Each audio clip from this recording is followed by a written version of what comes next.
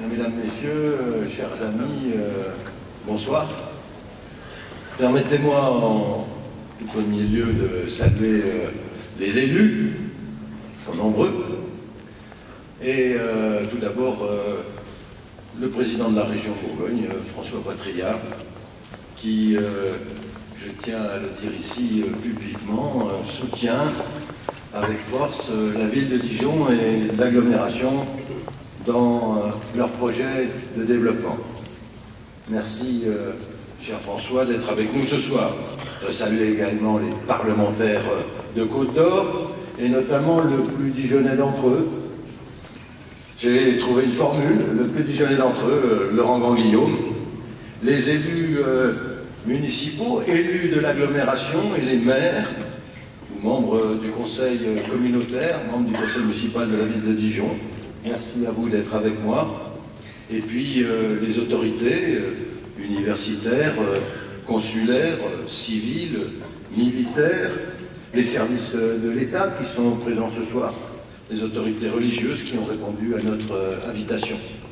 Je voudrais également remercier Laurent Ovitu, il est là. Merci à lui parce qu'il assure la traduction de mon propos dans la langue des signes pour des personnes souffrant de difficultés auditives.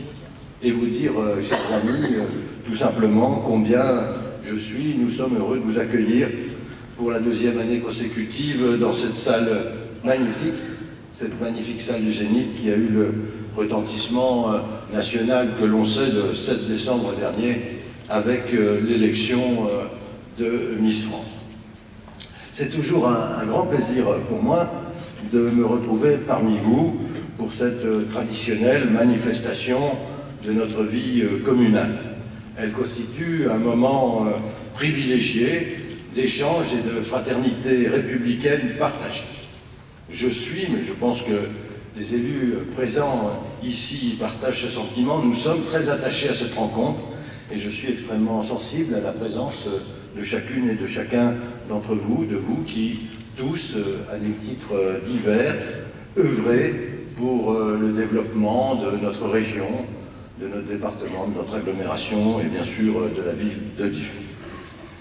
À l'occasion des vœux pour une nouvelle année, il est de tradition de se retourner sur l'année écoulée, sur 2013, et pour un maire notamment de dresser le bilan des actions et des réalisations municipales qui ont été faites pendant l'année écoulée et de rappeler, parce qu'en général, un maire le rappelle, combien ces réalisations ont pu contribuer à améliorer la vie des habitants de la cité. Eh bien, cette année, mes chers amis, élections municipales et code électoral oblige, je ne le ferai pas. Même si je le regrette, car j'avais beaucoup de choses à vous dire, beaucoup de réalisations à évoquer. Exit donc l'année 2013. Il en va de même pour les projets 2014 de la ville de Dijon et de l'agglomération. L'exercice des vœux, cette année est donc quelque peu contraint. Je m'en excuse. Toutefois, s'il s'en trouve parmi vous qui sont intéressés par les projets que je porterai avec mon équipe pour Dijon demain, ils pourront toujours venir assister aux réunions publiques que je tiendrai le moment venu dans le cadre de la campagne électorale pour Dijon et où vous pourrez présenter tranquillement tous les projets que nous avons. Voilà, ça vous laisse de marbre. J'essaie de casser la glace, vous le comprenez, pas facile dans cette salle. Je forme donc pour vous toutes et pour vous tous, pour vos proches, pour les collectivités publiques, pour les administrations, les chambres consulaires, les institutions juridictionnelles, les organisations et syndicats professionnels, les entreprises, les associations, la société civile que vous représentez, les vœux les plus chaleureux pour cette nouvelle année 2014. Des vœux traditionnels, des vœux de santé, de prospérité, de bonheur, pour vous-même, pour vos familles et pour tous ceux qui vous sont chers. J'ai une pensée toute particulière, bien sûr, pour ceux qui sont dans la difficulté et qui sont notamment touchés par la crise économique et financière que nous traversons depuis quelques années. Cette crise n'est pas une crise française, pas une crise spécifiquement européenne, c'est une crise structurelle. Elle pèse lourdement sur le moral de nos concitoyens, elle accentue les peurs, nier les difficultés serait absurde. Cette crise, elle ne doit pas nous inciter à attendre, elle doit nous inciter au contraire à agir vite, à agir fort.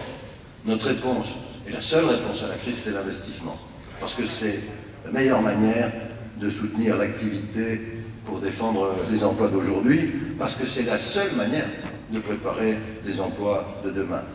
Parce que nous avons des retards de compétitivité qui se sont accumulés depuis plus de 10 ans et qu'il nous faut rattraper nos retards. Ne pas accomplir maintenant l'effort nécessaire pour y parvenir serait une erreur majeure dont nous paierions longtemps le prix. Nous devons être au contraire ambitieux, faire preuve d'imagination, d'audace. L'action politique, à certaines heures, c'est comme le scalpel du chirurgien. Elle ne laisse pas de place à l'incertitude, avait écrit François Mitterrand. Et si cette crise est une épreuve douloureuse, redoutable, nous devons garder l'espoir de notre avenir dans les ressources de notre pays, de notre nation, qui tant de fois dans l'épreuve a étonné le monde. Car la France a tous les atouts pour se redresser. D'abord, notre pays dispose d'un des plus hauts niveaux de protection sociale du monde. Ensuite, nous avons une démographie qui continue de croître. Et puis, des chercheurs, des ingénieurs, des enseignants de grande qualité, des entreprises, notamment des petites et moyennes entreprises qui innovent, qui ne demandent qu'à se développer, pour peu qu'on libère les carcans qui freinent leur développement. Et puis, notre pays, en lui-même, porte de telles ressources que, je n'en doute pas, ensemble, rassemblés, dans le même souci, dans le même objectif de justice sociale, nous allons sortir de cette crise plus fort, et cela dès 2014. Mes amis, en ce début d'année, nous sommes face à des échéances. Je les ai évoquées rapidement. Vous le savez comme moi, en politique, nous sommes toujours face à des échéances. En France, le rythme électoral est soutenu. Il est parfois difficile à tenir. Mais il est aussi ce qui donne à la vie locale comme nationale toute sa vigueur et son intérêt. Pourtant, depuis quelques années, nous constatons tous une baisse d'intérêt de la population pour la politique, au niveau national notamment. Non seulement une baisse d'intérêt, mais c'est peut-être plus grave, une baisse de confiance. L'abstention gagne du terrain. Les populistes et les démagogues de tout poil sont aux aguets. Les Français doutent de leur avenir collectif, alors que des évolutions majeures engagent une ère nouvelle. Je sais bien cela, nous le savons. Nos concitoyens ont le sentiment, souvent très confus, que les institutions ne répondent plus à leurs besoins réels, que le monde politique national est un microcosme hors de réalité. Mais je voudrais le dire ici, avec les élus qui sont là, faire de la politique, c'est pas évoluer entre soi, c'est, au sens le plus noble, s'occuper du bien commun, privilégier l'intérêt général, favoriser l'expression démocratique. Et je vous sais gré de donner précisément au quotidien le sens de ces valeurs auxquelles nous croyons. Tout au long de l'année, vous vous mobilisez toutes et tous, dans votre entreprise, dans vos associations, dans vos clubs sportifs, dans vos collectivités, pour donner le meilleur de vous-même. Vous agissez, vous vous dépensez, vous vous dévouez sans compter. Et grâce à vous, Dijon, notre ville, avance.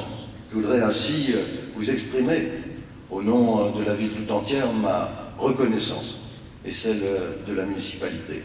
C'est pour moi l'occasion de vous rendre tout simplement pleinement hommage. Parce que sans votre énergie, sans votre action, sans votre confiance, nous ne pouvons rien. Merci donc à toutes et à tous pour cette mobilisation de tous les instants. celle qui donne à Dijon, à son agglomération, mais à Dijon, notre ville, sa force, sa vigueur, son âme. Nous savons que nous pouvons compter sur votre dynamisme pour participer à la construction de l'avenir de Dijon.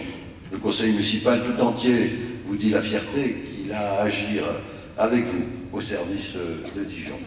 C'est pourquoi je voudrais adresser mes remerciements aux adjoints, aux conseillers municipaux et communautaires, au personnel de l'administration territoriale qui, au quotidien, nous apportent leur aide dans les projets et les réalisations que nous menons.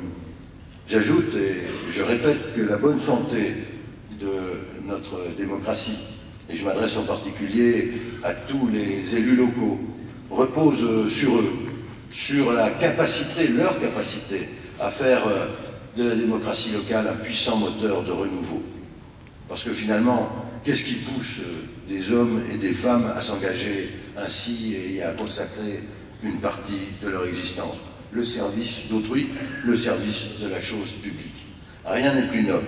Cela donne d'ailleurs un sens à une vie. Ce qui vous réunit, ce qui nous réunit, c'est la passion commune que nous avons de l'intérêt général.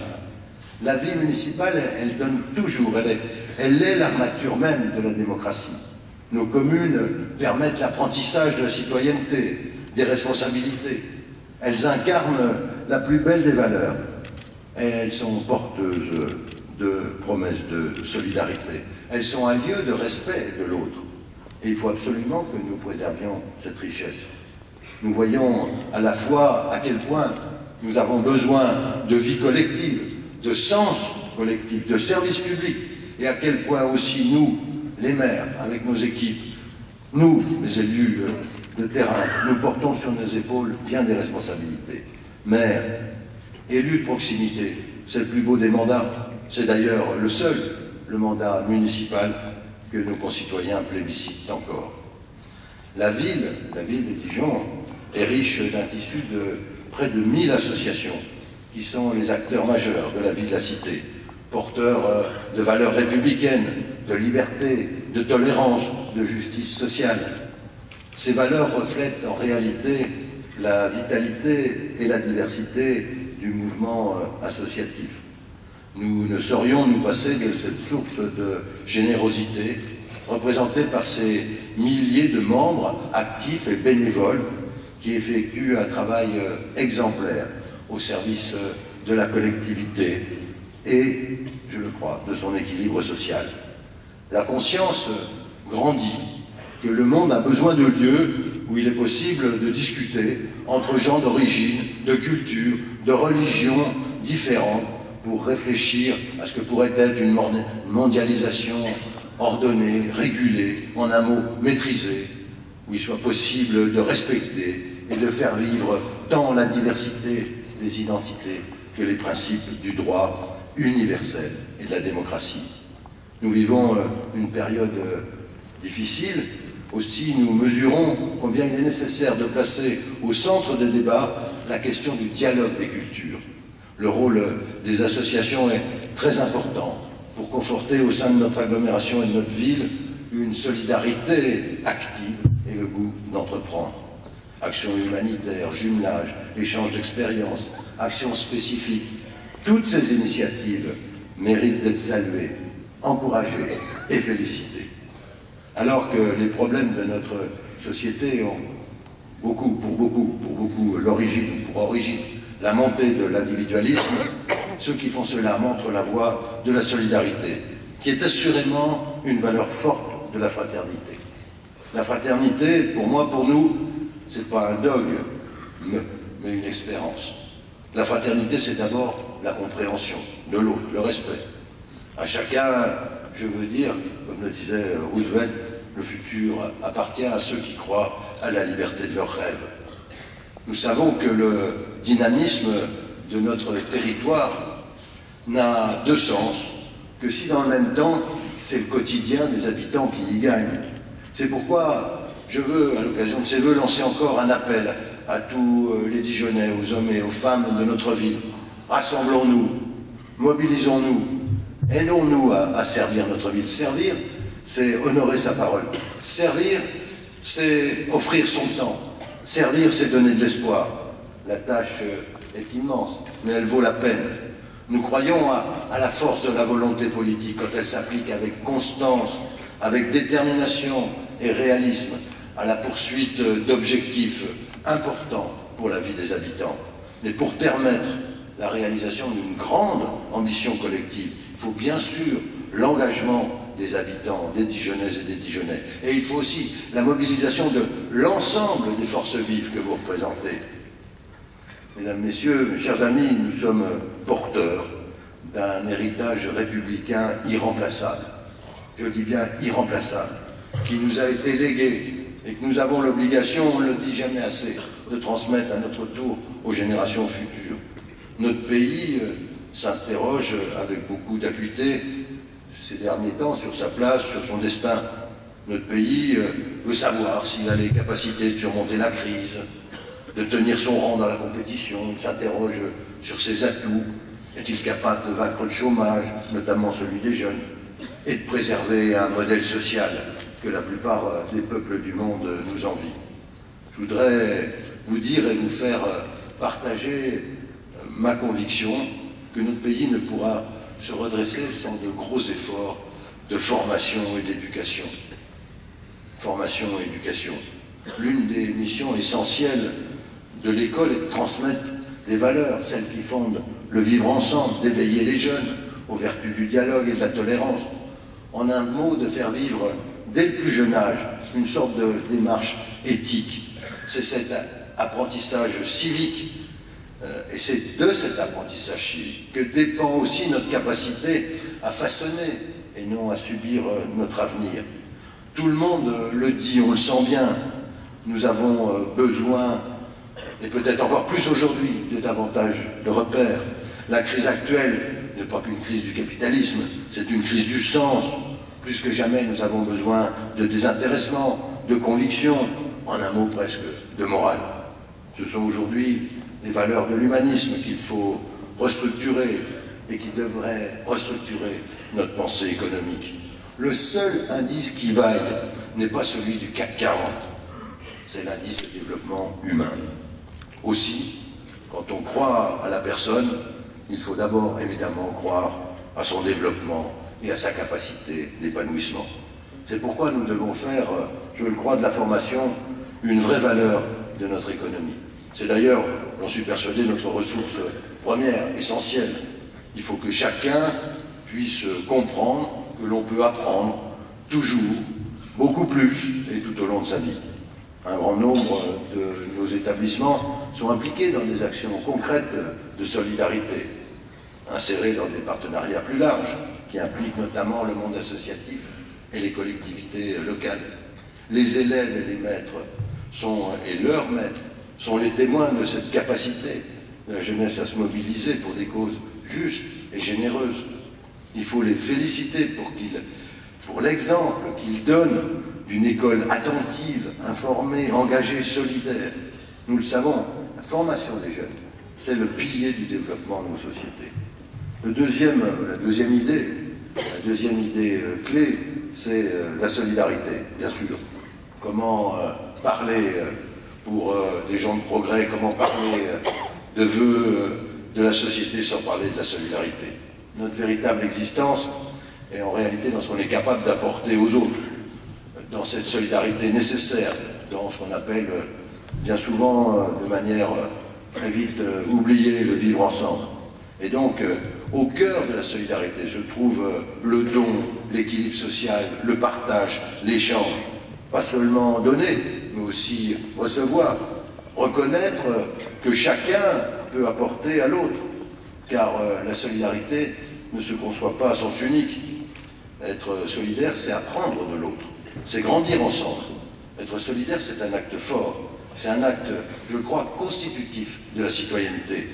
La force de la démocratie, c'est la citoyenneté, bien sûr, c'est la liberté, c'est l'égalité des droits, mais c'est aussi sa capacité à résoudre les problèmes, à répondre aux besoins de tous, à manifester concrètement sa proximité en prenant en charge les attentes de chaque citoyen. Troisième élément, troisième idée, l'idée de responsabilité. On a trop eu tendance je le crois, dans nos schémas culturels, passer à la déresponsabilisation. Je crois vraiment que nous devons faire en sorte que nous devons, que l'économie que nous voulons, pour respecter l'homme, elle doit commencer par le considérer comme un être responsable. Ça ne veut pas dire qu'on est indépendant des autres. Ça veut dire que fondamentalement, il faut que l'on puisse assumer soi-même ses propres responsabilités. Notre vivre ensemble, c'est finalement l'organisation de nos responsabilités. Et notre pays doit être conscient de la responsabilité qu'il a envers les jeunes. Parce que c'est notre meilleur atout, la jeunesse. Elle est là, je la salue, bien sûr. C'est cette jeunesse qu'on a toujours voulu, que nous voulons, que je veux placer au cœur des engagements d'élus à travers la réussite éducative. C'est sur la jeunesse de notre pays que l'on doit s'appuyer pour mettre au cœur un nouveau modèle de formation. C'est sur elle qu'on doit compter pour l'innovation, la créativité, l'invention, qui font la force de la France. C'est à cette jeunesse qu'on doit s'adresser et qu'on doit envoyer un message concret d'espoir. Nous devons éduquer les jeunes, les aider, les jeunes générations à la vie, les préparer à y participer pour qu'ils s'en sentent les acteurs, comme cela se fait dans nombre de conseils municipaux d'enfants. Je veux saisir cette occasion que nous offre chaque année la tradition républicaine pour exprimer avec un peu de force mes attentes à l'égard de tous les responsables de notre vie économique et sociale. Ces attentes, j'en suis certain, ce sont aussi celles de tous les Dijonnais. Parce que Dijon, notre ville, c'est une solidarité. Dijon, c'est une identité. Dijon, c'est un projet collectif. C'est la volonté de vivre ensemble et de construire ensemble. Dijon, c'est pas une juxtaposition d'intérêts particuliers. Dijon, c'est le bien commun de tous les Dijonnais. C'est l'héritage de tous et l'avenir de chacun. Telle est la ville à laquelle nous croyons. Un Dijon capable du meilleur, fidèle à son histoire, à ses racines, à sa culture. Un Dijon de l'audace, de la solidarité, qui surmonte ses peurs pour aller de l'avant et qui sait faire preuve de protection et de soutien. Une ville généreuse qui refuse l'égoïsme, le repli sur soi, l'exclusion, les discriminations. Une ville ouverte et accueillante, unie dans sa diversité, qui porte avec fierté un idéal de justice et de paix, de ce Dijon fraternel. Nous devons être fiers, nous devons le faire vivre et le défendre. Il doit être, pour nous tous, je le crois, un choix de chaque jour, chaque Dijonnais, quelles que soient ses origines, quel que soit le quartier où il habite, où qu'il se trouve, en Europe ou dans le monde, est fier d'être Dijonnais et fier de sa ville. Il n'y avait qu'à voir les réactions indignées et spontanées de ses habitants devant les propos et l'humour douteux de Jean-Pierre Foucault pour comprendre combien cette fierté bien légitime traduit en réalité, mais vous le savez, l'amour de notre ville. Par-delà nos différences, cela doit nous unir, car pour bien servir notre ville, il faut l'aimer. C'est pourquoi ce soir, je fais le vœu de force vive, plus que jamais rassemblée, pour faire avancer Dijon et son agglomération, pour la rendre encore plus forte et plus rayonnante. Nous devons être capables de vivre ensemble. C'est un grand enjeu, vivre ensemble, avec ce qui nous rassemble, des valeurs communes, des principes, la République, et parfois ce qui peut nous différencier, bien évidemment, nos idées, nos opinions, nos engagements.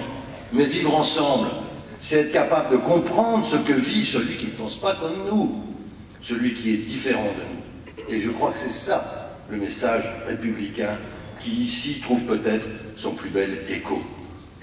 Dans un monde où les mutations bousculent les habitudes, il est important, et c'est moi qui le dis, de veiller à ces traditions, au respect des traditions de la nouvelle année, qui nous rassemblent et forgent le creuset dans lequel se dessine finalement un avenir commun, même si je n'ai pas le droit de l'évoquer ce soir. Car il y a dans cette période particulière, et dans ce rendez-vous qui finalement rythme notre calendrier, la survivance des traditions et des valeurs que nous devons ensemble, au nom de l'idéal républicain, défendre coûte que coûte. Ces valeurs, ce sont celles des croyances en ces nécessaires solidarités que j'ai évoquées, qui font le lien dans notre société, c'est-à-dire l'échange, et oui, l'échange et l'entraide. Je le répète, nombre de problèmes et de conflits s'atténueraient si les gens comprenaient la nécessité de la tolérance mutuelle et du respect de l'autre. Couleur de peau, mode de vie, sexualité, tout se confronte, s'additionne et se mêle.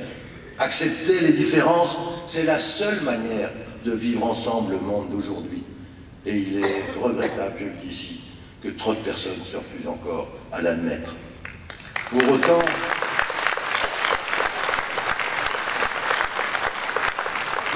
c'est le moment, je crois, au moment de ces vœux, d'appeler les Dijonnaises et les Dijonnais à dire leur attachement, largement de l'agglomération bien évidemment, leur attachement aux exigences et aux espérances de notre devise républicaine, liberté, égalité, fraternité, et aussi leur volonté de faire vivre les principes qui fondent la République, notre République et la nation. Quels sont ces principes? La lutte contre toutes les formes de racisme, d'antisémitisme, de xénophobie, mais aussi le respect des règles, la laïcité, l'adhésion pleine et entière à notre culture, à nos valeurs, et la volonté commune de défendre notre pacte républicain. À mes yeux, ces valeurs doivent fonctionner comme des boussoles.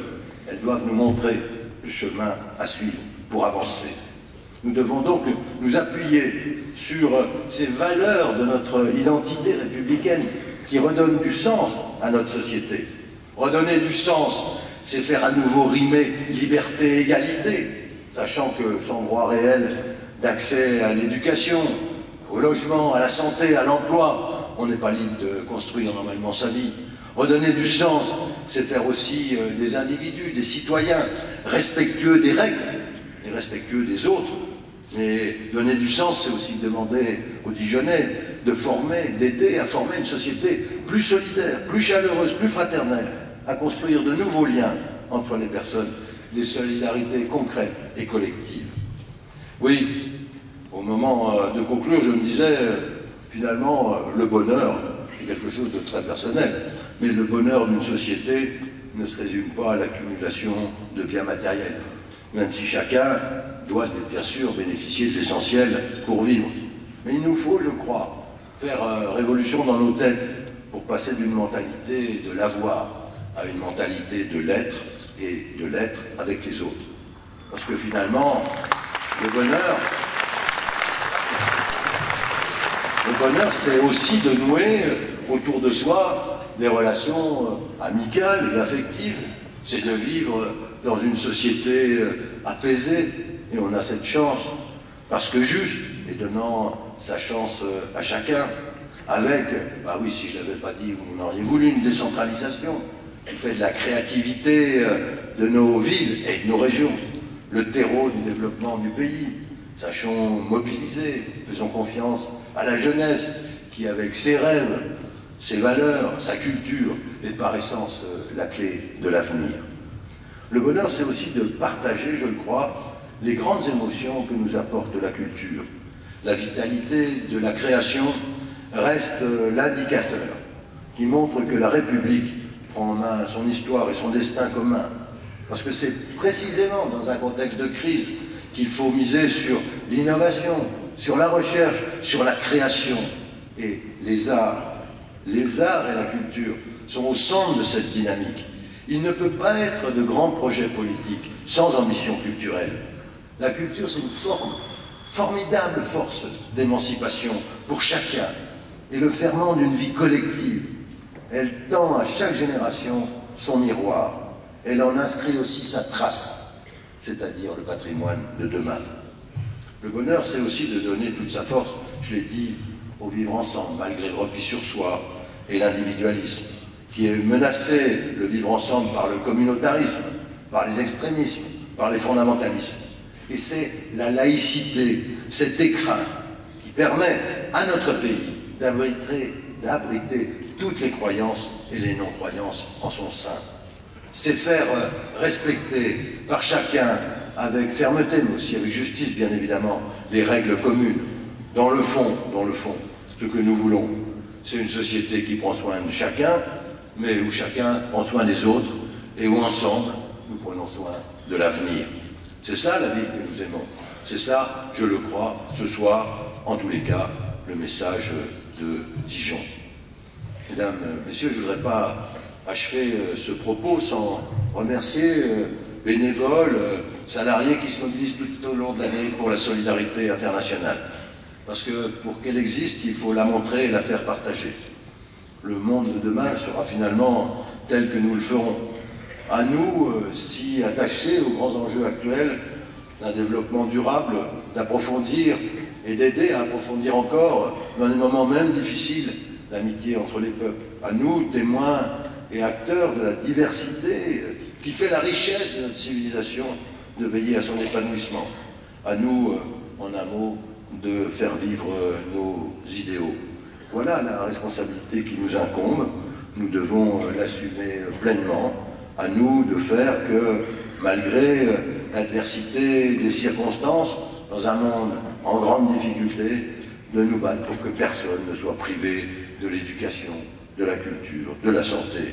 À nous de donner l'exemple aux yeux de tous ceux qui baissent les bras. À nous de montrer que les habitants de cette ville, les Dijonnais, ils ont du cœur, parce que leur horizon est vaste, parce que l'humanité, au-delà des frontières et des cultures, est une et unique. Mon souhait le plus cher, et je terminerai par là, c'est pour 2014, bien évidemment, que nous bâtissions ensemble une année de progrès durable qui soit aussi respectueuse des hommes et des femmes, dans laquelle chacun ait le sentiment de se sentir écouté et respecté. Le pluralisme, la confrontation des idées, l'expression de convictions différentes animent les débats. Tant mieux, pourvu qu'ils soient riches, pourvu qu'ils soient respectueux, pourvu qu'ils soient utiles à l'action de la vie. C'est ainsi, pour ma part, que je conçois la démocratie. Parfois passionnée, parce que passionnante, et toujours constructive, parce qu'elle décide de la vie de nos concitoyens. C'est grâce à notre volonté et à notre énergie commune, grâce à la coopération de tous et de chacun d'entre vous, que nous pourrons continuer à affirmer qu'il fait bon vivre à Dijon et que nous accomplissons et que nous accomplirons demain, ensemble, encore de grandes choses pour faire de Dijon une ville d'échange, de mixité, une ville douce à vivre. Mais nous pouvons d'ores et déjà être fiers du visage que nous avons su donner à notre grande et belle cité des Ducs. Cela